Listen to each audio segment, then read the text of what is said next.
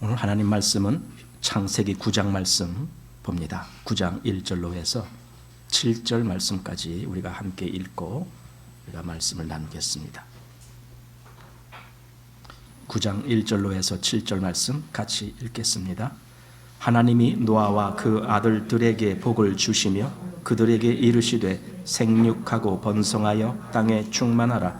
땅의 모든 짐승과 공중의 모든 새와 땅에 기는 모든 것과 바다의 모든 고기가 너희를 두려워하며 너희를 무서워하리니 이들은 너희 손에 붙이웠음이라. 무릇 산 동물은 너희의 식물이 될지라. 채소같이 내가 이것을 다 너희에게 주노라. 그러나 고기를 그 생명되는 빛에 먹지 말 것이니라. 내가 반드시 너희 피 곧 너희 생명의 피를 찾으리니 짐승이면 그 짐승에게서 사람이나 사람의 형제면 그에게서 그의 생명을 찾으리라. 무릇 흘리면 사람이 그 피를 흘릴 것이니 이는 하나님이 자기 형상대로 사람을 지었음이니라. 너희는 생육하고 번성하며 땅에 편만하여 그 중에서 번성하라 하셨더라. 네. 오늘 이제 창세기 9장 말씀 오늘 전체를 한번 보려고 하는데 이제 홍수 이후에 방주에서 나온 노아와 또 그의 세 아들 당연히 또 그 며느리들도 같이 나왔고 그리고 이제 그와 함께 방주에 있었던 모든 짐승들이 다 나왔습니다. 그리고 이제 그 나온 후에 되어지는 일이 9장입니다. 그런데 이제 9장에 한번 이 본문을 한번 보면서 우리가 말씀 나누겠습니다. 1절 여기 1절에서 3절 보면은 이거 같이 읽습니다. 시작. 하나님이 노아와 그 아들들에게 복을 주시며 그들에게 이르시되 생육하고 번성하여 땅에 충만하라.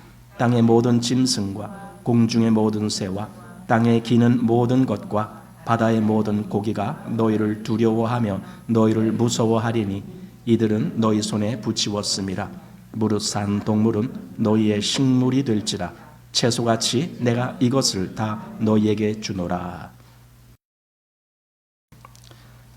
이제 오늘 지금 이 1절부터 3절까지의 말씀을 보면은 이제 하나님이 노아와 그 아들들에게 복을 주시면서 하신 말씀이 첫째로 생육하고 그리고 번성하고 그리고 땅에 충만하라 이렇게 지금 말씀하시는 거예요. 사실 이 말씀과 비슷한 말씀이 이미 앞에 있었습니다. 하나님이 세상을 창조하신 후에 그때 하신 말씀 여기 보면은 1장 22절에 하나님이 그들에게 복을 주어 가라사대 생육하고 번성하여 여러 바다 물에 충만하라. 새들도 땅에 번성하라 하시니라. 그러니까 바다의 물고기와 하늘의 새들과 그들에게도 그렇게 하나님이 축복을 내리시고 그리고 28절에 하나님이 그들에게 복을 주시며 그들에게 이르시되 생육하고 번성하여 땅에 충만하라. 땅을 정복하라. 바다의 고기와 공중의 새와 땅에 움직이는 모든 생물을 다스리라 하시니라. 이건 이제 아담 하와에게 하신 말씀입니다. 그런데 여기서 우리가 주의해야 될 것은요, 이런 말씀이 있다라는 거예요. 이 앞에서는요, 여기 정복하라 이런 말이 있어요. 땅을 정복하라. 그리고 모든 생물을 다스리라 이런 말씀이 있는 거예요. 그런데 오늘 읽은 말씀에는요, 이 말씀이 없어요. 정복하라라는 말씀이 없어요. 그냥 생육하고 번성하고 땅에 충만하라 그 말씀이 있습니다. 그러니까 이 차이를 좀 알아야 됩니다. 왜냐하면은 인간에게는 땅을 정복할 권세가 빼앗겨졌기 때문에 그렇습니다. 이제는 그 권세가 없어요. 다만 거기서 생육하고 번성하고 충만한 그 삶을 사는 그것뿐이지 이 온 세상을 정복한단 말은 다스린다는 말이잖아요. 여기 모든 생물을 다스리라. 그러니까 내 주관하에 있다. 이래야 다스리는 거거든요. 그런데 이제 그렇게 되질 않아요. 그게 죄인으로 떨어진 인간에게 주어진 말씀입니다.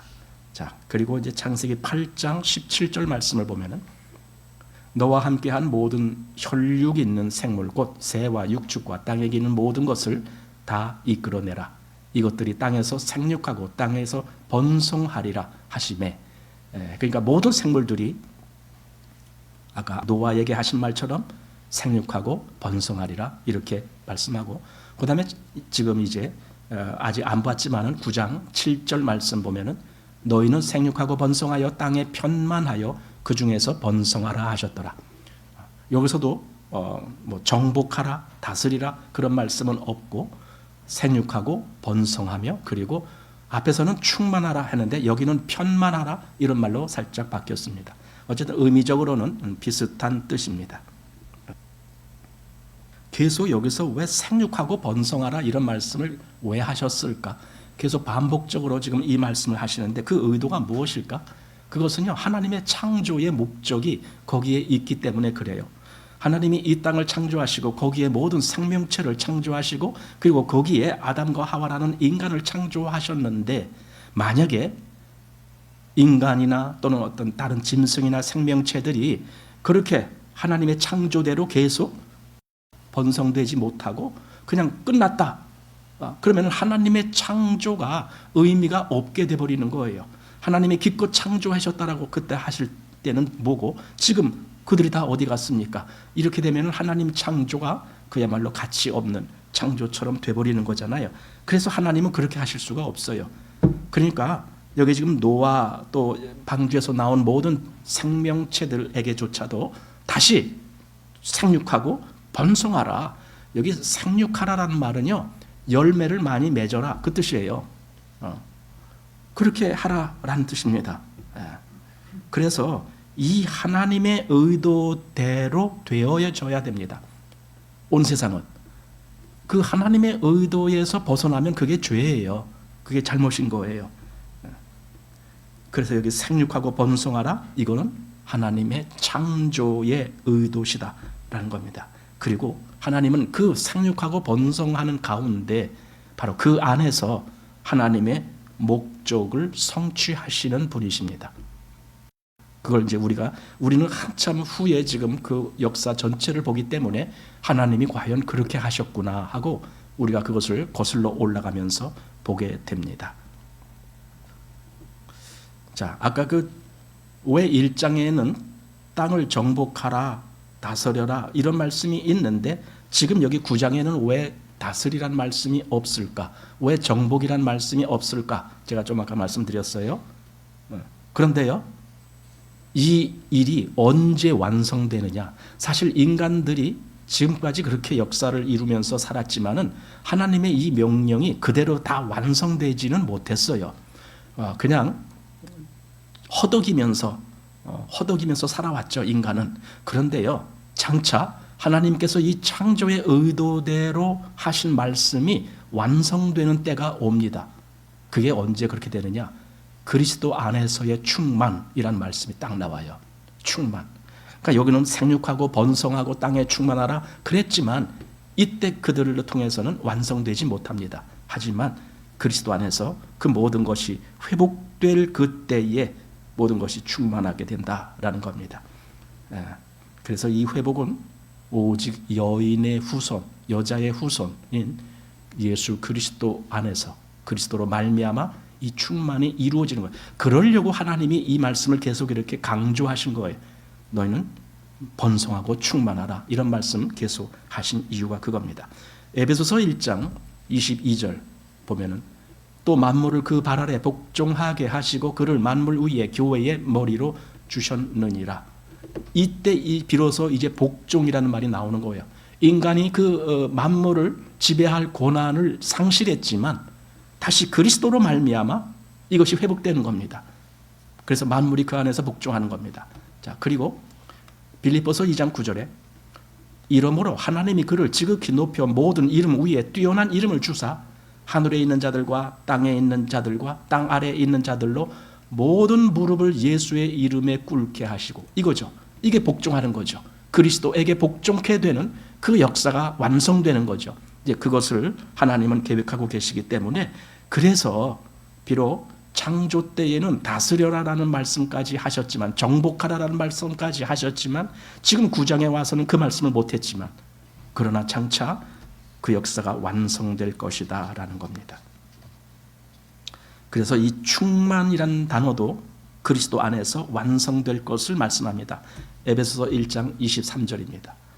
교회는 그의 몸이니 만물 안에서 만물을 충만케 하시는 자의 충만이니라. 이 충만이 어떻게 가능해지느냐? 그건 교회를 통해서예요. 그리고 그 교회는 그리스도의 몸의 위치에 있는 거죠. 그랬을 때에 만물이 충만케 되는 거예요. 장차 올 세상에는요, 거기는 오직 교회 외에는 다른 사람이 거기에 참여하지 못해요. 오직 그리스도만. 네, 이것이 충만하라라는 말의 의도다라고 보게 됩니다.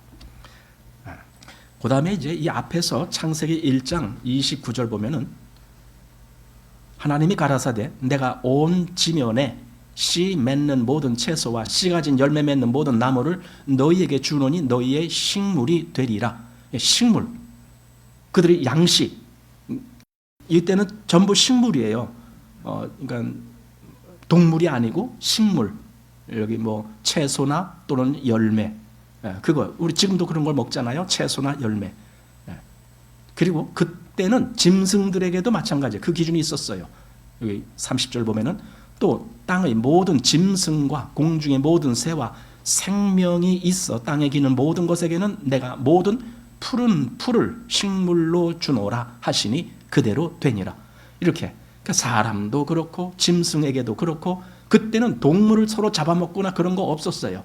오직 식물만 그들의 식량이 되는 그런 시기가 그때였다라는 겁니다. 네. 그래서 이때는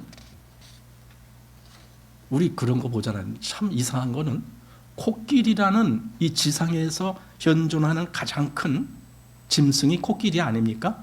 과거에는 뭐 맘모스도 있었다 그러지만은 지금 현존하는 것은 코끼리 같아요.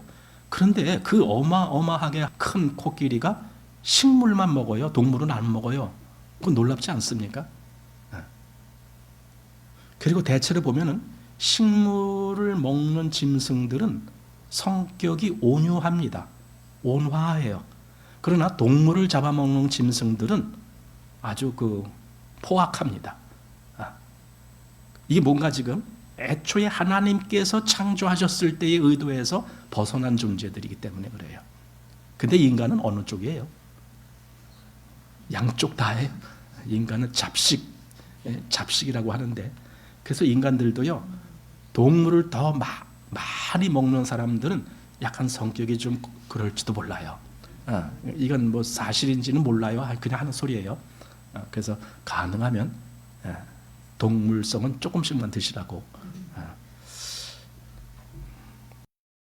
그런데 이제 홍수 이후에는요 이 동물들까지도 식물은 물론이거니와 동물들도 이제 너의 식물이 될 거다. 이거 동물들 먹어라. 이렇게 말씀하신 거예요. 음식으로. 그때는 창조 때에는 오히려 지배하고 다스리고 이렇게 했는데 이때는 지배하고 다스리진 못해요. 그 대신 이런 것이 있어요. 너희를 두려워하며 너희를 무서워하리니 이런 말씀이 있어요. 이게 뭐냐면요. 짐승들이 이제는 사람을 두려워하고 무서웠다. 그건 다스리는 게 아니잖아요. 다스린단 말은 같이 화합하는 걸 얘기하는 거예요. 화합하는 거. 이제 나중에 보겠지만은 그런 날이 다시 올 겁니다. 서로 화합해야 되는데 지금은요. 그 짐승들이 사람을 무서워하기 때문에 사람을 보면은 도망가고 숨고 뭐 이래야 된다고요. 물론 우리는 뭐 애완동물이라 그래서 동물 기르면서 이렇게 하기도 하지만 그런 거 애완동물들은 잘 따르기도 하지만 보편적인 그런 상황을 보면은 모든 짐승들은 사람을 피해죠. 왜? 무서우니까 사람이. 그래서 어느 날 이게 다시 회복이 되는 거예요. 애초에 창조했을 때 그때 사람이 모든 동물들까지도 정복하고 다스리고 그 정복하고 다스리는 것은 아니 그걸 잡아먹는 건 아니잖아요. 그때는 동물이 식량이 아니었으니까. 그럼 뭐예요? 같이 질서 있게 인간이 가장 높은 자리에서 질서 있게 같이 조화롭게 살아가는 거예요. 그게 다스리는 거예요. 그게 정복하는 거고. 근데 그 날이 온다고요. 언제? 후일에. 여기 이사야서에 그 말이 나옵니다. 자, 이사야서 11장 6절 보십시오. 그때에 이리가 어린 양과 함께 거하며 표범이 어린 염소와 함께 누우며 송아지와 어린 사자가 살찐 짐승이 함께 있어 어린 아이에게 끌리며 암소와 곰이 함께 먹으며 그것들의 새끼가 함께 엎드리며 사자가 소처럼 풀을 먹을 것이며 젖 먹는 아이가 독사의 구멍에서 장난하며 젖된 어린 아이가 독사의 굴에 손을 넣을 것이라. 아니 이게 뭐예요 이게 지금? 전혀 서로 간에 해가 되지 않는 모습이잖아요. 누가 뭐 잡아먹고 맥히고 뭐 이런 게 없잖아요. 그냥 같이 사는 거예요. 조화롭게. 그런 날이 온다 이거죠.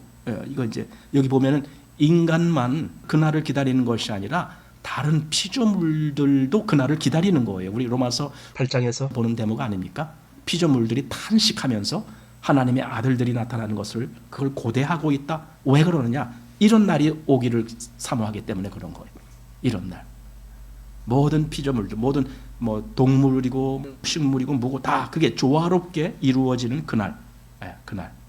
그래서 여기 11장 9절 보면은 나의 거룩한 산 모든 곳에서 해됨도 없고 상함도 없을 것이니 이는 물이 바다를 덮음같이 여호와를 아는 지식이 세상에 충만할 것임이니라. 이게 충만이에요. 이게 아까 너는 세상에 충만하라 또는 편만하라 그랬는데 그때는 그걸로 되질 않아요. 다만 그때는 하나님의 계획 속에 완성될 그 충만함을 그걸 미리 예표로 말씀을 해주신 것이다 이렇게 보는 거죠. 그리고 또 여기 이제 우리가 주목해야 될 대목은 산 동물은 너희의 식물이 될지라. 산 동물이 너희의 식물. 그것은 다시 말하면 죽은 동물은 너희의 식물이 되지 못한다라는 겁니다. 왜 그러느냐? 죽은 시체는 부정한 거예요. 그때도 지금도 그렇거니와 그때도. 그래서 여기 레위기 22장 8절 말씀 보면은 절로 죽은 것이나 들짐승에게 찢긴 것을 먹음으로 자기를 더럽히지 말라. 나는 여호와니라. 그러니까 죽은 짐승이나 이런 것들은 먹으면 안 되는 거예요. 그게 하나님께서 하신 말씀입니다. 자, 이제 4절로 해서 6절 같이 읽습니다. 시작. 그러나 고기를 그 생명되는 피채 먹지 말 것이니라. 내가 반드시 너희 피 곧 너희 생명의 피를 찾으리니 짐승이면 그 짐승에게서 사람이나 사람의 형제면 그에게서 그 생명을 찾으리라. 무릇 사람의 피를 흘리면 사람이 그 피를 흘릴 것이니 이는 하나님이 자기 형상대로 사람을 지었음이니라. 지금 고기를 짐승을 얼마든지 먹으라라고 식물로 주셨는데 단 한 가지 제한 사항이 있는 거예요. 그게 뭐냐? 피채 먹지 말라. 그거예요. 피채 먹지 말라. 왜 그렇겠습니까? 피라는 것에 대한 그 어떤 중요한 의미가 거기에 담겨 있기 때문에 그런 거잖아요. 우리가 먹는다라는 것은요, 먹어서 없애버리는 거잖아요. 그 먹어서 없애버린다는 것은 그걸 소중하게 보지 않는다라는 거예요. 그냥 식물, 너 내 밥이야. 그 말은 너는 내게 소중해. 그게 아니잖아요. 그러니까 여기 피째 먹는다 하면은 그 피의 소중함을 무시하는 거예요. 아주 경박한 처사가 되는 거예요. 피에 대한. 그런데 하나님은 피를 아주 중요하게 다루시거든요. 왜 하나님은 이 피를 그렇게 중요하게 다루실까? 사실 피는 하나님 것이에요. 소유가. 우리에게 피가 있어도요, 그 피의 주인은 하나님이셔요. 왜냐하면 피가 곧 생명이기 때문에. 생명의 주인이 하나님이시듯이 피의 주인도 하나님이신 거예요. 그러니까 우리는 그걸 알아야 돼요. 어느 짐승이나 뭐 이런데 뭐 심지어는 사람도 피를 흘리니까 그랬을 때에 저건 하나님 것인데 저건 내가 내 마음대로 흘려도 되는 것이 아닌데 그렇잖아요. 그 사람들은 서로 상하게 하고 서로 피 흘리게 하고 죽이기도 하고 막 이런 짓을 범하잖아요. 그게 뭐예요? 하나님을 무시하는 거잖아요. 그러니까 전쟁은 잘못된 거예요. 전쟁을 하나님 앞에서 명목이 아무리 뭐 그럴듯한 명목이 있다 할지라도 정쟁하는 것은 그건 하나님을 무시하는 거예요. 왜냐하면 이 피는 하나님 것이니까. 왜 하나님 것인데? 그래서 하나님이 이 피를 어떻게 하시려고 하는데 장차 하나님은 이 피를 가지고 어떻게 역사를 하실 건데 거기에서 이 피가 얼마나 중요한지 우리 레위기 17장에서 보게 됩니다.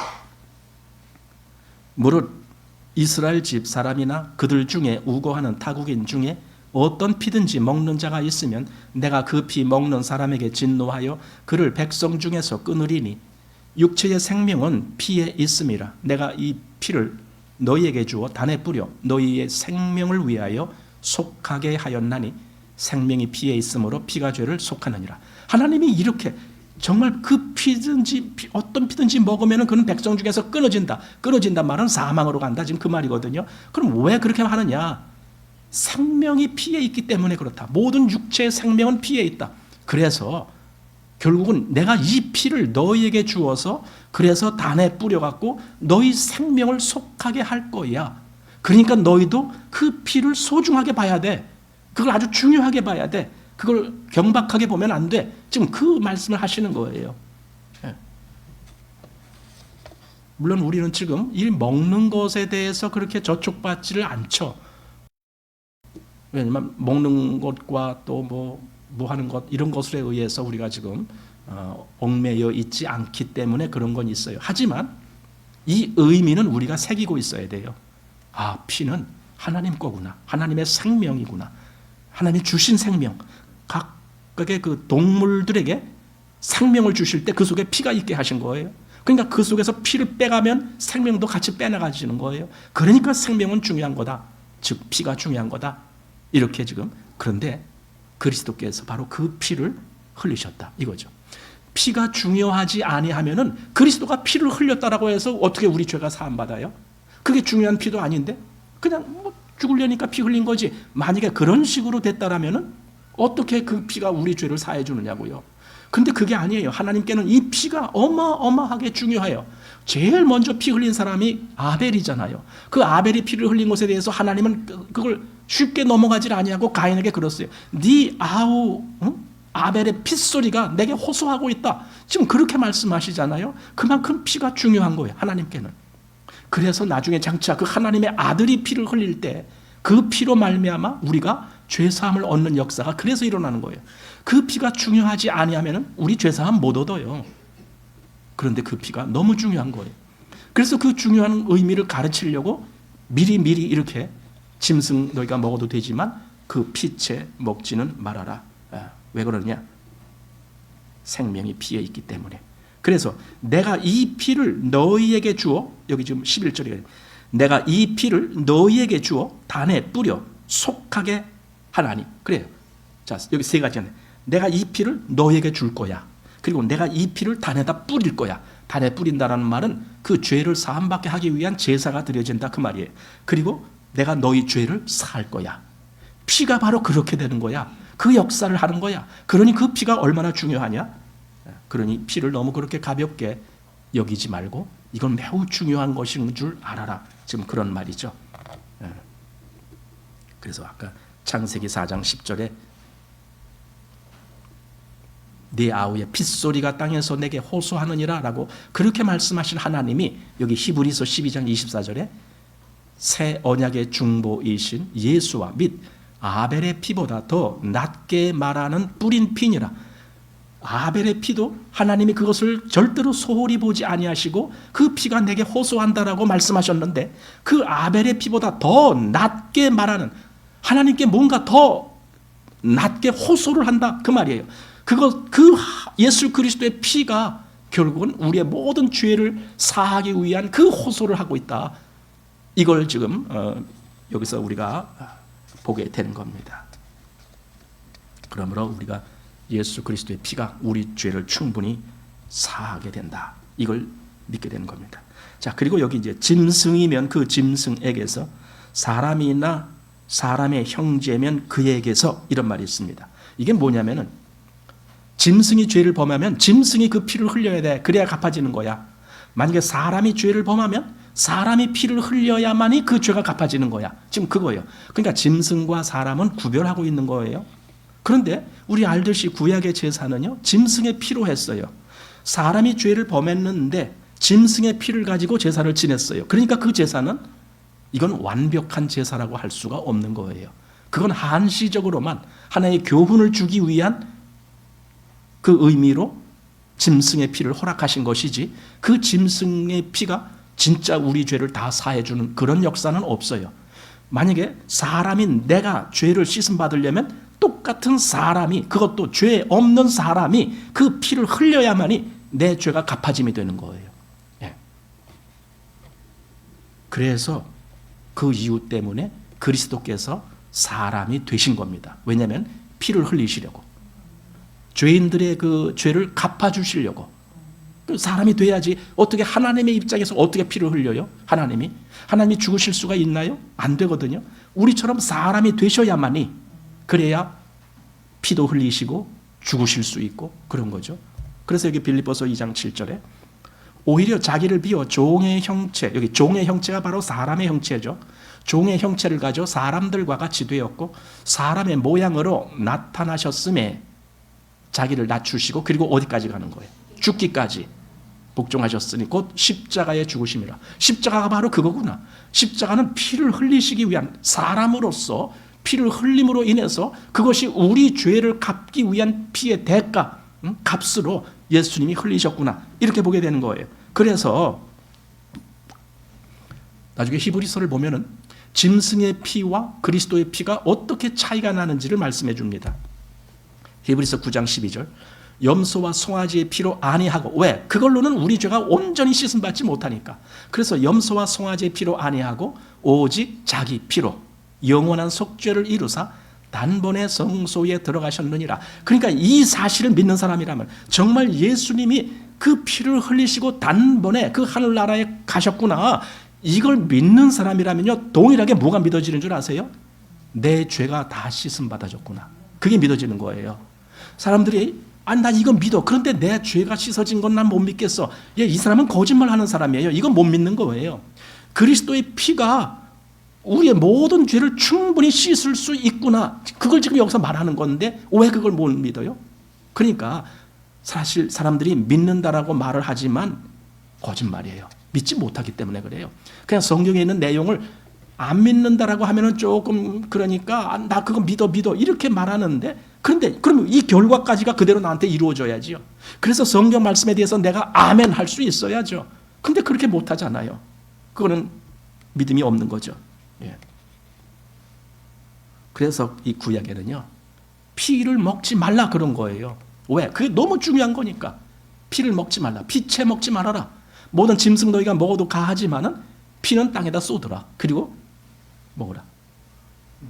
우리가 이런 먹는 것에 대해서 자유함을 얻었다고 하지만 저는 그런 생각을 해요. 지금도 우리가 피를 그렇게 먹는 것은 좀 그렇다라는 생각이 들어요. 여러분, 그 무슨 뭐죠 그거? 해장국? 선지, 선지, 그거 좋아하십니까? 물론 맛있을지도 모르겠지만 저는 선지국 먹으라 그러면 좀 깨림칙할 것 같아, 느낌에. 물론 그게 법은 아니에요. 법으로 먹지 말라 그런 건 없어요. 그럼에도 불구하고, 왜냐하면 이것은요, 하나님의 영원한 약속이에요. 이 피에 대한 문제는, 이건 율법에 국한된 문제가 아니라 창조 때 그때부터 시작해서 아직 율법이 오기도 전에 그때부터 시작해서 이 피 문제가 나온 것이고, 그리고 그거는 예수 그리스도가 온전히 그 피를 흘리면서 영원한 그 나라에 들어가는 그것까지도 계속 이어지는 문제이기 때문에 피를 우리가 좀 소중히 여길 필요가 있다라는 겁니다. 여러분, 피를 볼 때마다 우리는 그리스도의 피를 생각해야 돼요. 그리스도가 흘려주셨어. 이 피를 흘리셨어. 내가 집에서 닭을 잡는다. 그 닭을 잡으면서 피를 흘린다. 그 피를 보면서도 그리스도가 날 위해서 피를 흘리셨어.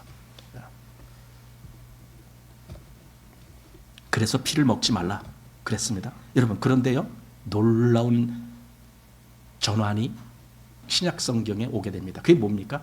피를 먹으라는 거예요. 이상하지 않습니까?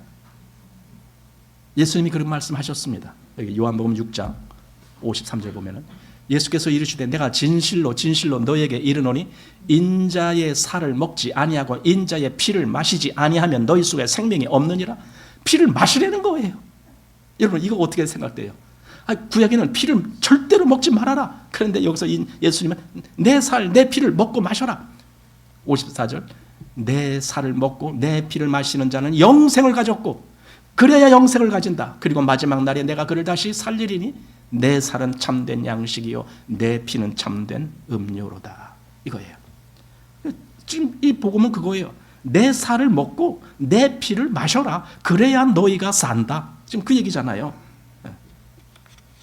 구약에는 오히려 반대였는데, 네가 이걸 범하면 너는 죽는다 그랬는데, 오히려 지금 신약에 와서는 소자여 안심하라 내 죄 사함을 얻었느니라. 이렇게 말씀하시는 거예요. 구약에는요, 그 잘못한 걸로 인해서 너가 죽을 줄 알아라 이렇게 선포했는데, 신약에는요, 그 죄인을 앞에 놓고 네 죄 사함 받았어 이렇게 말하는 거잖아요. 사실 이게 복음이거든요. 이렇게 우리가 정말 그리스도 안에서 내 죄가 완전히 사함 받았다라는 것이 없다라면 그건 복음 아니지요. 계속 법 안에 있는 거죠. 뭐 구약에는 율법 아래 있고 지금은 또 무슨 법 아래 있고, 여러분 그거 아닙니다. 우리는 법 아래 있지 않아요. 우리는 그리스도 아래 있어요. 그리스도 안에 있다는 말은 은혜 아래 있다는 거잖아요. 그 은혜는 뭔데? 내가 주홍같이 붉을지라도 무같이 희게 된다. 양털같이 희게 된다. 내 죄가 그렇게 된다는 거예요. 그 막 약속이 있는 거예요. 그러니까 소자여 안심하라 내 죄 사함을 받았느니라 이렇게 선포하시는 것이 신약이란 말이에요. 예수님이 그런 어떤 몇몇 사람들에 대해서 그렇게 설명을 했잖아요. 말씀하잖아요. 내 죄 사함을 받았느니라. 자, 여기 이제 또 이런 말씀이 있습니다. 사람의 피를 흘리면 사람이 그 피를 흘릴 것이니. 여기 이 말은 약간 좀 그래요. 여기 이제 6절이죠. 사람의 피를 흘리면 사람이 그 피를 흘릴 것이니 이렇게 되어 있습니다. 이걸 사람들이 어떻게 이걸 해석하는지 사실 저도 좀 해석을 잘 못했었어요. 잘못 해석했었어요. 근데 제가 이제 이걸 보면서 이제 여러 가지 성경을 같이 비교해가면서 보거든요. 특별히 이제 영어 성경 같은 거 이제 제가 비교하는 거, 킹 제임스 버전, 또 ESV, 또 NIV 이런 성경들을 같이 비교해서 이제 보면은 왜 그렇게 보느냐 하면은 약간씩 다른, 그러니까 요즘 나오는 성경으로만 보면은 다른 것이 거의 없어요. 그러나 오래전에 예를 들어 킹 제임스 버전은 지금부터 한 400년 전에 그때 나온 성경이라고요. 그러니까 그때는 어떻게 이걸 표현했는가, 그리고 지금은 또 어떻게 표현했는가, 이런 걸 그래서 비교해가면서 그걸 차이를 보게 되는데, 여기 잘 보면은요, 사람의 피를 흘리면 이게 뭐냐면은 어떤 사람이, 여기 무릇 사람의 피를 흘리면 여기까지, 사람의 피를 흘리면 여기까지, 이게 무슨 말이냐면은 어떤 사람이 다른 사람의 피를 흘리게 하면, 이 말이거든요. 이게 다른 사람의 피를 흘리게 하면, 즉 여기서 뭐 살인도 있을 수 있고 뭐 상해도 있을 수 있고 그렇겠지만 어쨌든 다른 사람의 피를 흘리면 그거예요. 그러면은 여기 사람이 그 피를 흘릴 것이니, 여기서 많이 오해를 한다 이거예요. 이게 어떻게 해석을 해야 돼요? 사람이 그 피를 흘릴 것이니 그게 뭐예요? 지금 다른 사람의 피를 흘린 사람은 자기도 피를 흘린다 그 말인가요? 그렇게 보죠. 대부분 그렇게 보잖아요. 아니에요? 다르게 봐요? 저도 그렇게 봤어요. 아, 다른 사람의 피를 흘렸다라면 자기도 그 피를 흘려야 되는구나 이렇게 봤는데, 사실은 이게 여기 사람이 그 피를 흘릴 것이니 할 때 요 사람은 제3자예요. 다른 사람이, 그 말이에요. 다른 사람이 그 사람의 피를 흘린 그 사람의 여기 그 피를 흘릴 것이니 이거예요. 이게 뭐냐면 피의 원수를 갚게 된다. 지금 그 말이에요. 다른 사람이, 여기 요 사람이, 요 말을 예를 들어 이제 킹 제임스 버전은 by man, 사람에 의해서, by man shall his blood be shed. 어떤 다른 사람에 의해서 그가 자기 피를 흘리게 될 것이다. 그 말이 뭐예요? 다른 사람이 와서 내 이 피의 원수를 갚을 것이다 그거잖아요. 그게 킹 제임스 버전도 그렇고 ESV도 그렇고 똑같아요. 그렇게 돼 있더라고요. 아, 이게 그러니까 이 세상에서 피를 흘린 사람은 하나님이 다른 사람을 통해서 그 피의 원수를 갚게 하시겠다. 지금 그 말씀을 하신 거라고 보여지는 거예요. 자, 그 다음에 이제 8절에서 10절 같이 읽습니다. 시작. 하나님이 노아와 그와 함께한 아들들에게 일러 가라사대 내가 내 언약을 너희와 너희 후손과 너희와 함께한 모든 생물 곧 너희와 함께한 새와 육축과 땅의 모든 생물에게 세우리니 방주에서 나온 모든 것 곧 땅의 모든 짐승에게니라. 지금 이 9장 1절에도 그 말씀이 나왔어요. 뭐냐면은 여기 지금 9절에 그 말씀이 있는데 내가 내 언약을 이렇게 세우겠다. 지금 그 말이에요. 하나님이 내가 내 언약을 1절에도 이미 그 말씀이 나왔는데 내가 내 언약을 하나님이 왜 이렇게 이 말이 뭐냐면은요. 전에도 말씀드렸지만 이건 일방적인 약속이란 뜻이에요. 하나님이 내가 내 언약을 그렇게 하겠다. 이건 상대방의 의사를 들어보지도 않았어요. 너는 어떻게 생각하니? 그런 거 물어보지도 않았어요. 그냥 내가 그렇게 하겠다. 이거예요. 내가 그렇게 하겠다. 이게 하나님의 약속입니다. 그리고요, 지금 이 내용이 있듯이 이후에 이 9장 이 뒤에 말씀을 계속 보면은요, 여기 내가 이렇게 하겠다라는 말이 계속 반복해서 나옵니다. 내가 이렇게, 내가 이렇게. 그 말은 다시 말하면은요, 이 모든 주관 자가 하나님이시다라는 걸 아주 분명하게 밝히시는 그런 말씀이죠. 내가 그렇게 하겠다. 예를 들어 여기 11절 말씀 보십시오. 시작. 내가 너희와 언약을 세우리니 다시는 모든 생물을 홍수로 멸하지 아니할 것이라. 땅을 침몰할 홍수가 다시 있지 아니하리라. 예, 이렇게 내가 너희와 언약을 세우리니 이렇게 하나님이 그렇게 하셨어요. 여러분 구원은 하나님이 우리와 적당히 이렇게 대화를 해가면서 그러면서 구원을 하나님이 역사하셨나요? 아니에요. 우리가 하나님을 알지도 못할 때, 우리 주 예수 그리스도에 대해서 감히 상상도 못했을 때 하나님이 구원을 다 이뤄놨어요. 여러분, 그러니까 하나님은 우리의 의사에 물어보지도 않았어요. 왜 그런 줄 아세요? 우리의 생각이라는 것은요, 그냥 죄인의 생각일 뿐이기 때문에 그래요. 죄인의 생각이 뭐 오죽하겠습니까? 사망이지 그냥. 그러니까 하나님은 우리 의사를 물어보시지 않아요. 왜냐하면 우리를 살리는 길은 전적인 하나님께 달린 것이지 우리의 의사에 의존하지 않기 때문에 그래요. 우리는 아무짝에 쓸모없는 존재예요. 그냥 하나님이 주시면 예, 하나님 감사합니다 하고 받아야만 될 존재예요. 그래서 우리가 그걸 뭐라고 얘기하느냐? 은혜라고 얘기하는 거예요. 그냥 하나님이 주시니까 너 받아, 그거예요. 받기 싫으면 관둬. 받기 싫으면 관둬. 그러나 나는 네가 받기를 원해. 그거잖아요. 자, 여기서 다시는 모든 생물을 홍수로 멸하지 아니할 것이라 이거예요. 여기서도 요 홍수라는 단어, 요 히브리어로 보면은 조금 특별하게 기록이 되어 있어요. 이 홍수라는 단어가 마뿔이라고 하는 단어인데 이 단어 앞에 하라는 정관사가 붙어요. 정관사가 붙었다는 것은 어떤 것을 딱 지목하면서 그 홍수라는 뜻이에요. 그럼 여기서 이 홍수라는 거는요, 아무렇게 그냥 언제든지 물이 갑자기 범람해갖고 비가 많이 와서 홍수라는 거, 지금도 1년에 몇 번씩 홍수납니다. 그런 홍수를 얘기하는 게 아니라 여기서 그 노아 때 있었던 그 홍수, 바로 그 홍수, 그런 홍수가 다시는 없다. 지금 그 말이에요. 그래서 정관사를 붙인 거예요. 다시는 그런 온 세상을 다 멸하는 홍수로 멸하지 않겠다. 그 말입니다. 자, 12절. 자, 시작. 하나님이 가라사대 내가 나와 너희와 및 너희와 함께하는 모든 생물 사이에 영세까지 세우는 언약의 증거는 이것이라. 내가 내 무지개를 구름 속에 두었나니 이것이 나의 세상과 의 언약의 증거니라. 그러니까 하나님의 세상과 내가 너희를 다시는 그 홍수로 멸하지 않겠다라고 했는데 그걸 어떻게 믿어요? 했을 때 그래서 내가 무지개를 증거로 보여줄게. 지금 그 말 얘기예요.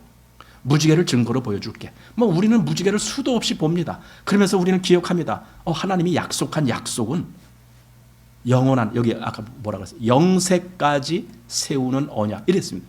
이 언약을 하신 하나님이시구나. 그러니까 우리가 다시는 물로 멸망하지 않겠다. 이거죠. 증거를, 하나님이 증거를 주셨다. 우리는 하나님이 주신 증거를 중요하게 다루어야 돼요. 예수님이 죽은 지 사흘 만에 부활하셨다는 것도 이것도 하나님이 우리에게 믿을 만한 증거를 주신 것이다. 사도행전 17장에 그 말씀하고 있잖아요. 믿을 만한 증거다. 그 증거를 주셨는데도 안 믿는다라면은 그러면 그 사람한테 구제불능인 거예요. 할 수 없어요, 그건. 아니 증거까지 줬는데도 안 믿어? 그럼 어떡하라는 거예요? 예. 자, 9장 14절 말씀 16절까지 시작. 내가 구름으로 땅을 덮을 때에 무지개가 구름 속에 나타나면 내가 나와 너희와 및 혈기 있는 모든 생물 사이에 내 언약을 기억하리니 다시는 물이 모든 혈기 있는 자를 멸하여 홍수가 되지 아니할지라. 무지개가 구름 사이에 있으리니 내가 보고 나 하나님과 땅에 무릇 혈기 있는 모든 생물 사이에 된 영원한 언약을 기억하리라. 여기 14절, 15절 그리고 16절에도 계속 내가 구름으로, 또 15절에는 내가 나와 너희와 뭐 이렇게, 또 16절에는 내가 보고, 이렇게 하나님 주관적으로. 그러니까 이 언약은 다분히 이건 하나님의 일방적인 언약이고, 그리고 이 언약을 실행하기 위해서 하나님 주권적으로 그 역사를 하시는 것이다. 그게 내 언약. 하나님께서 스스로 하신 그 언약을 기억하시겠다 그거야. 기억. 내가 내 언약을 기억하리니, 이렇게. 그러니까 하나님이 직접 하신 역사, 그 언약인데 그걸 하나님이 어떻게 잊으시겠느냐 그거죠. 잊으실 리가 만무하다. 그래서 기억하리니, 기억하리니. 그런데 하나님은 기억하실 것을 반드시 기억하시고 기억하지 않아야 될 것은 또 기억 안 한다, 이렇게 선포하신 대목이 나와요. 예를 들어 히브리서 10장 보면은 10장 17절에 또 저희 죄와 저희 불법을 내가 다시 기억지 아니하리라 하셨으니, 이거 기억지 아니하겠다 이거예요. 그래서 이것을 사하셨은즉 다시 죄를 위하여 제사 드릴 것이 없느니라, 이거죠. 그러니까 하나님이 우리 죄를 다시 기억지 아니하시겠다라고 선포하신 거예요. 그냥 기억할 것은 반드시 내가 다시 기억하리니, 또 기억 안 하실 것은 내가 기억 안 하겠다, 이렇게 선포하는 겁니다. 그런데 여기서는 내가 이 언약한 것을 반드시 기억하겠다. 다시는 물이 모든 혈기 있는 자를 멸하는 홍수가 되지 아니할지라, 이렇게. 그런데요, 이제는 홍수가 심판하는 그 심판은 없어요. 아까 그 홍수가 앞에 정관사가 붙어갖고 그 홍수, 즉 노아 때 이루어진 그 홍수, 이렇게 지목한다고 했는데 그 홍수는 없어요. 그런데 그렇다고 하나님의 심판이 없느냐? 하나님께서 하시는 그 멸망이 없느냐? 아니에요. 있어요. 그런데 물의 심판이 아니고 불의 심판이 남았어요. 자, 베드로후서 3장 6절 보십시오. 이로 말미암아 그때 세상은 물의 넘침으로 멸망하였으되 이제 하늘과 땅은 그 동일한 말씀으로 불사르기 위하여 간수하신 바 되어 경건치 아니한 사람들의 심판과 멸망의 날까지 보존하여 두신 것이라. 그러니까 그때 옛날에는 물의 넘침, 물 홍수로 멸망하게 하셨다. 근데 이제는 어떡할 거냐? 불사르기 위하여 간수하신 바 되어. 간수하셨다는 말은 하나님이 계속 그들을 지금 지켜보고 계신다, 지금 그 말이에요. 그래서 때가 되면은 그들을 다 불로 심판하실 것이다, 지금 이 말씀을 하는 거예요. 얼마나 무시무시한 심판입니까? 또 여기 베드로후서 3장 좀 건너서 10절 말씀 보면은 그러나 주의 날이 도적같이 오리니 그날에는 하늘이 큰 소리로 떠나가고 체질이 뜨거운 불에 풀어지고 땅과 그 중에 있는 모든 일이 드러나리로다. 어디에 풀어집니까? 불에 풀어진다 그래요. 불. 또 12절 하나님의 날이 임하기를 바라보고 간절히 사모하라. 그 날에 하늘이 어디에 타요? 불에 타서 풀어지고 체질이 뜨거운 불에 녹아지려니 와, 이렇게 됐습니다. 그러니까 이 일이 있을 것이야. 그때는 불의 심판이 있는 거야, 이거죠. 불의 심판. 그러니까 노아 홍수의 심판이 더 이상 없다고 안심하는 건 그건 잘못이다.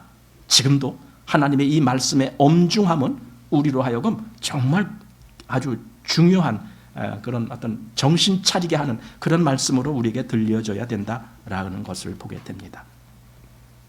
자, 이 첫 번째 심판이 물의 심판이었습니다. 그 물의 심판으로 인해서 멸망치 아니하고 구원받기 위해서 그때 노아의 가족들이 뭘 어떻게 했어요?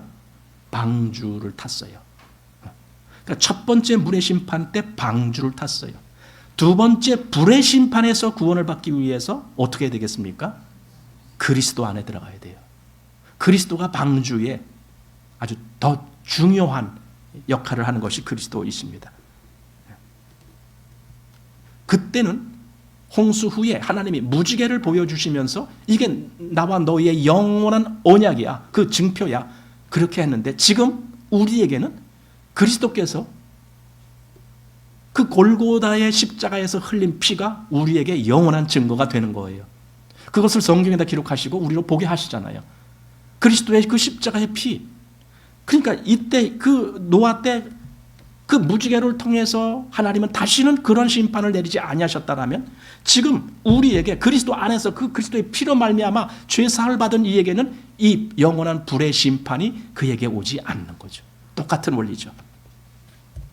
자, 9장 17절 시작. 하나님이 노아에게 또 이르시되 내가 나와 땅에 있는 모든 생물 사이에 세운 언약의 증거가 이것이라 하셨더라. 예. 이걸 앞에서도 말씀했는데 지금 또 재차 확인하는 거예요. 사람들이 뭔가 더 이 약속이 얼마나 엄중하고 얼마나 확실하다라는 것을 그걸 인식시켜주기 위해서 지금 두 번째 재차 확인합니다. 자, 그리고 18, 19절 같이 시작. 방주에서 나온 노아의 아들들은 셈과 함과 야벳이며 함은 가나안의 아비라. 노아의 이 세 아들로조차 백성이 온 땅에 퍼지니라. 자, 이렇게 됐습니다. 세상의 인종이 이제 노아로 말미암아 다시 시작하는 거예요. 근데 중요한 것이 있어요. 노아로 말미암아 다시 인종이 퍼진다고 할지라도 역시 노아도 아담의 후손입니다. 그건 다시 말하면 죄인의 후손이다 그 뜻입니다. 노아도. 그러니까 노아의 그 모든 행동이 완벽하지 않다라는 걸 보게 돼요. 죄인의 행동이 나온다 그걸 보게 돼요. 자, 그래서 20절부터 23절 시작. 노아가 농업을 시작하여 포도나무를 심었더니 포도주를 마시고 취하여 그 장막 안에서 벌거벗은지라. 가나안의 아비 함이 그 아비의 하체를 보고 밖으로 나가서 두 형제에게 고하매 셈과 야벳이 옷을 취하여 자기들이 어깨에 메고 뒷걸음쳐 들어가서 아비의 하체를 덮었으며 그들이 얼굴을 돌이켜 그 아비의 하체를 보지 아니하였더라. 예, 노아가 이렇게 됐습니다. 노아가 포도나무를 심었더니 지금도요 그 아라랏 산이라 그 아라랏 지역이라 그랬잖아요. 거기가 지금 아르메니아 또 이쪽 튀르키예 뭐 아제르바이잔 뭐 그런 나라들이 있고 이쪽 아래는 또 이란이 있고 그런 지역이 거기가 아라랏 산이 있는 데인데 거기는 지금도 그 포도나무가 많이 이렇게 자라고 있대요. 그러니까 포도 농사를 많이 짓는다 그래요. 이 노아 때부터 시작된 포도 농사가 그때까지 그렇게 된 건지 뭐 하여튼 그렇습니다.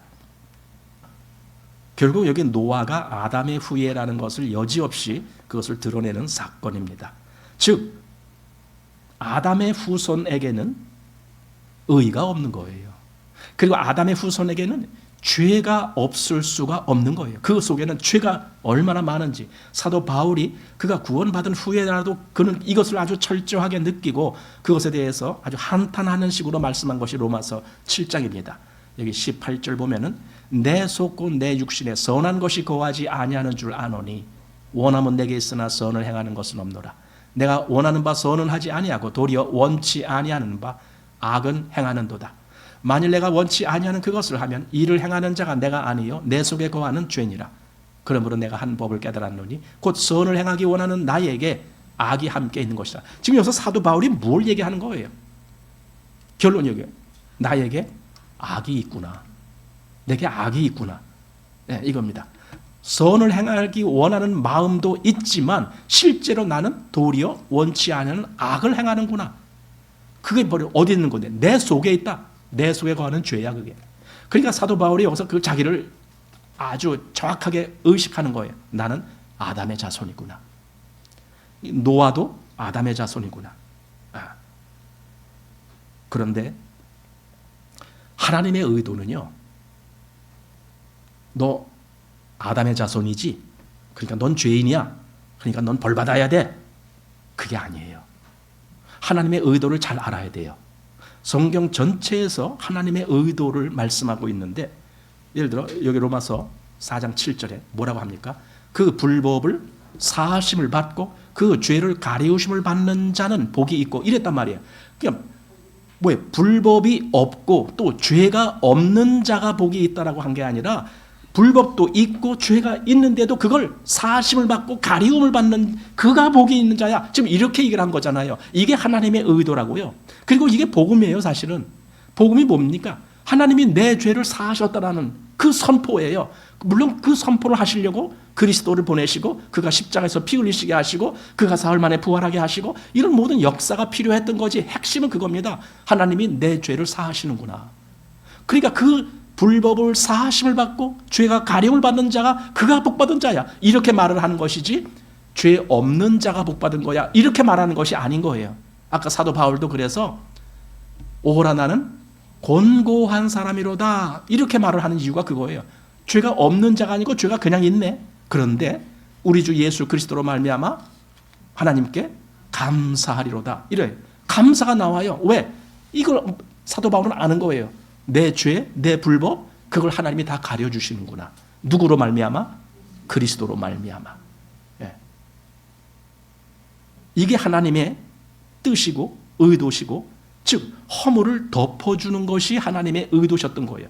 그런데 여기서 함의 잘못은 뭡니까?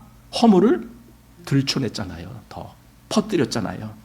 함은 여기 이제 보면은 여기 22절에 그래 보면 함이 그 아비의 하체를 보고 밖으로 나가서 두 형제에게 고하며, 그러니까 퍼뜨린 거죠. 자기도 보는 거. 여기 본다라는 말도 그냥 슬쩍 어떻게 다 봤어. 그게 아니라 아주 그 뭔가 의미심장하게 그렇게 보는 걸, 그걸 얘기하는 거예요. 일종의 그 자기 나름대로의 어떤 쾌락을 가지면서 보는 것, 그걸 여기서 본다라는 단어의 의미인데 그렇게 했단 말이에요. 이게 함의 모습이에요. 그러나 셈과 야벳은 어떻게 했어요? 덮었으며 그리고 보지 아니하였더라. 이렇게 말씀하는 거예요. 그래서 셈과 야벳에게는 하나님의 뜻대로 한 행동이 보였기 때문에 그들에게 나중에 노아가 축복을 내리는 거예요. 노아가 잠에서 깬 다음에. 그리고 함에게는 저주. 그러니까 노아가 지가 잘못해놓고 왜 저주하고 왜 그래? 예, 그게 아니라 이 함은 하나님의 원리를 무시한 거예요. 그 뜻을 모르는 거예요. 그러나 셈과 야벳은 하나님의 뜻대로 부정을 덮어주는 그 행동, 그걸 했다라는 겁니다. 그래서 여기 출애굽기 34장 보십시오. 6절에 여호와께서 그 앞으로 지나가시면 반포하시되 여호와로라 여호와로라. 어떤 여호와예요? 자비롭고 은혜롭고 노하기를 더디하고 인자와 진실이 많은 하나님이로다. 이렇게 말씀하신 거예요. 그래서 그 다음 7절 인자를 천대까지 베풀며 악과 과실과 죄를 어떻게 해요? 용서하나 이거죠. 그러나 보세요. 그 다음 형벌받을 자는 결단코 면죄하지 않고 아비의 악을 자여손 3, 4대까지 보응하리라. 왜 그래요? 그러니까 하나님은 정말 자비롭고 은혜롭고 노하기를 더디하면서 용서하시는 하나님인데도 불구하고 그걸 그렇게 하나님을 받아들이지 않는 거예요. 그래서 당신은 엄한 사람이라 그런 사람이 있었죠. 예수님 비유를 말씀하잖아요. 당신은 엄한 사람이라 내가 심지 아니한 데서 거두고 뿌리지 아니한 데서 어떻게 하고 이렇게 얘기를 한 거예요. 하나님이 정말 그렇게 자비롭고 은혜로우신 하나님인 걸 그걸 모르고 있기 때문에 그런 거거든요. 여기도 지금 똑같은 겁니다. 그런데 성경은 시편 32편 아까 로마서에서 인용한 말씀 바로 이거예요. 32편 1절 허물의 사함을 얻고 그 죄의 가리움을 받던 자는 복이 있도다. 이렇게 돼야 된다는 거예요. 왜? 하나님은 허물을 사해 주시길 원하시고 그 죄를 가려주기를 원하시기 때문에. 그게 바로 아까 셈과 야벳이 한 행동이었다고요. 그들은 뒷걸음질을 쳐서 보지 않고 오히려 덮어줬다, 가려줬다고요. 그런 모습. 자, 그래서 잠언서 7장 9절 허물을 덮어주는 자는 사랑을 구하는 자요 그것을 거듭 말하는 자는 친한 벗을 이간하는 자니라. 그러니까 덮어주는 자가 누구였어요? 셈과 야벳. 그것을 거듭 말하는 자는 누구예요? 함. 그러니까 여기서 갈라지는 거 아닙니까? 이게 그대로. 네. 자, 24절 시작.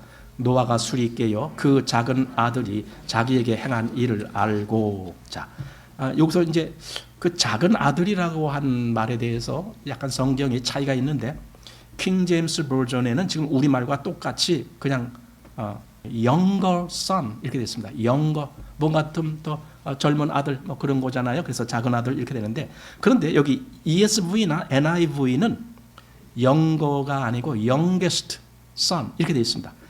가장 막내 이렇게 되어 있습니다. 그래서 여기 지금 함이 막내 아들인가 어쩐가 그걸 그래서 그렇게 말하는 사람들도 있긴 있어요. 함이 막내인가 보다. 그런데 꼭 그런 건 아니에요. 뭐 여러 가지 이제 학자들 간의 주장 이제 여러 가지가 있지만 그냥 우리는 그냥 성경대로 보면 돼요. 그리고 애초에 그들이 나올 때 셈과 함과 야벳을 낳았더라 할 때에 대개 그런 말을 할 때에는 그 순서대로 말하거든요. 그러니까 셈이 장남, 그리고 함이 둘째, 그리고 야벳이 막내. 우리는 그렇게 알고 있잖아요. 그냥 그렇게 아셔도 됩니다. 자, 이제 25절. 자, 시작. 이에 가로되 가나안은 저주를 받아 그 형제의 종들의 종이 되기를 원하노라. 또 가로되 셈의 하나님 여호와를 찬송하리로다. 가나안은 셈의 종이 되고 하나님이 야벳을 창대케 하사 셈의 장막에 거하게 하시고 가나안은 그의 종이 되게 하시기를 원하노라 하였더라. 예. 여기서 이제 한 가지 의문을 좀 갖게 되는데 왜 잘못한 건 함인데 왜 가나안이 저주를 받아요? 여기 가나안은 저주를 받아 그랬잖아요. 가나안이 잘못했나? 함이 잘못했는데 신학자들의 이제 주장이 여러 주장들이 있어요. 그 중에 제가 이제 세 주장만 발췌를 해왔는데 첫 번째로 형벌의 엄중함을 대대 후손에게까지 임한다라는 그런 의도로 그래서 가나안을 말했다. 이렇게 주장하는 사람이 칼빈 또는 랑게 뭐 이런 신학자들이 그 주장을 해요. 두 번째는 이는 장차 가나안 족속에게 형벌이 있을 것을 말한 것이다. 데오도레라든가 또는 우윌레 이런 신학자들이. 그리고 세 번째, 노아의 수치를 제일 처음 발견한 것은 함이 아니고 가나안이었을 것이다. 그래서 가나안이 자기 아버지에게 그렇게 말했을 것이다. 이렇게 말한 주장하는 학자가 아벤 또는 제미슨 이런 사람들이 그렇게 주장합니다. 뭐 우리는 모르겠습니다. 뭐 그게 어떤 건지. 그러나 분명한 것은 함도 저주를 받고 함의 자손 가나안도 저주를 받고 그 대대손손이 저주를 받는다. 우리는 그건 분명하다는 것을 알게 됩니다. 그래서 여호수아 때에 그 가나안 족속 중에 기브온이라고 있었죠. 거짓말로 여호수아 앞에 뭐 떡 곰팡이 난 것 갖고 오고 뭐 가죽 부대 다 해진 것 갖고 오고 해서 우리는 멀리 있는 사람입니다. 우리는 요 근방에 있는 사람 아닙니다. 이렇게 속였던 그 기브온 결국 나중에 다 이제 그 밝혀지잖아요. 그러면서 어떻게 합니까? 여호수아 9장 23절.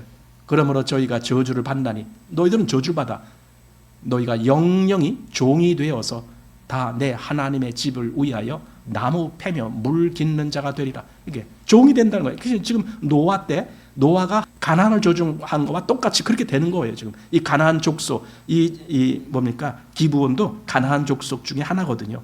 그래서 그렇게 되는 겁니다. 그리고 나중에 이제 솔로몬 임금 때에도 그때도 이 저주가 이루어지는 걸 보게 됩니다. 자, 열왕기상 9장 20절. 무릇 이스라엘 자손이 아닌 아모리 사람과 헷 사람과 브리스 사람과 히위 사람과 여부스 사람에 남아 있는 자. 여기 아모리, 헷, 브리스, 히위, 여부스 이게 다 가나안 지역에 있는 족속들이에요.